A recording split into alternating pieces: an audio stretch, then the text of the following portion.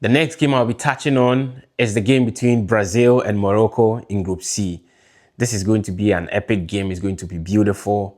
We're going to have the five-time World Cup winning champions in Brazil. Although the last time they won it was in 2002. I think they are still a force to be reckoned with considering that in the last three World Cups, they finished in the quarterfinals, which I guess the Seleção fans or the Brazilian fans find it underwhelming. Never, even still, it's a good place to finish. You know, it's something they can build upon. Coming against Morocco, the team that finished fourth in the last World Cup, the first African team to cross the semi-final stage. I think it's going to be a battle of two styles. I mean, Morocco are like the European teams of Africa. They play like a European side. They are they are a set team right now, very organized, considering the progress they've been making consistently. I think this is a Moroccan team that would cause a lot of problems for Brazil in all forms, like in all areas. And so, without much ado, let me go into the four players to watch for both sides. For Brazil, of course, it's Alisson. Even though he's yet to do it for the national team, he's not really been in like impressive form in the Brazilian jersey as he has for Liverpool, but he's still one to watch. I'll jump to the forward line. You know, I mean, Gabriel Magalhaes. Gabriel, I think if he brings his Arsenal form to this Brazil team, he could form a very mean partnership with Marquinhos.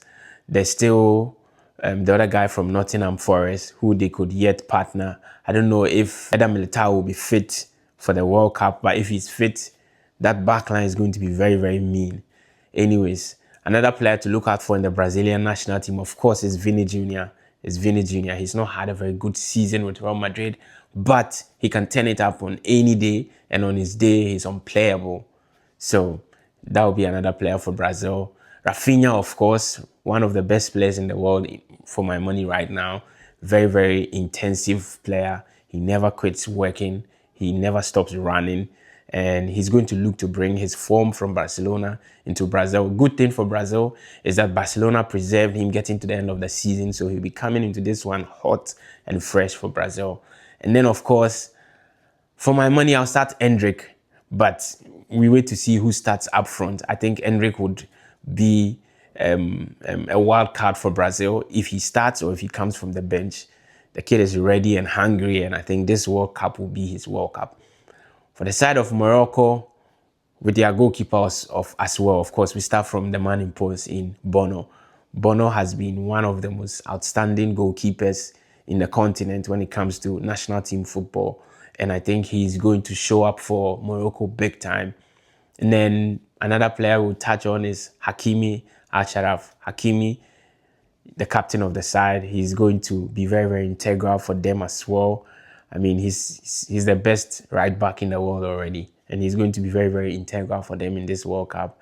And then is the man from Real Madrid in Brahim Diaz. I hope he doesn't try a Panenka in this World Cup if they do get a penalty. Anyway, that to the side. But Brahim Diaz is going to be very key for them. I like how they allow the game revolve around him. He has a free role. He can move wherever he goes. He's able to create. He's able to score.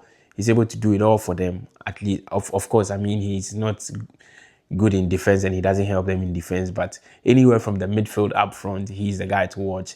And the last guy I'll touch on is Abdel Zazuli, the guy who recently signed for Newcastle or is looking to sign for Newcastle, the Real Betis man.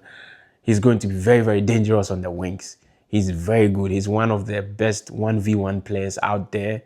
And on the right wing for Morocco, he's going to give any defender he comes up against a torrid time. Any defender that comes up against him, you have to be ready because he's going to put it on you.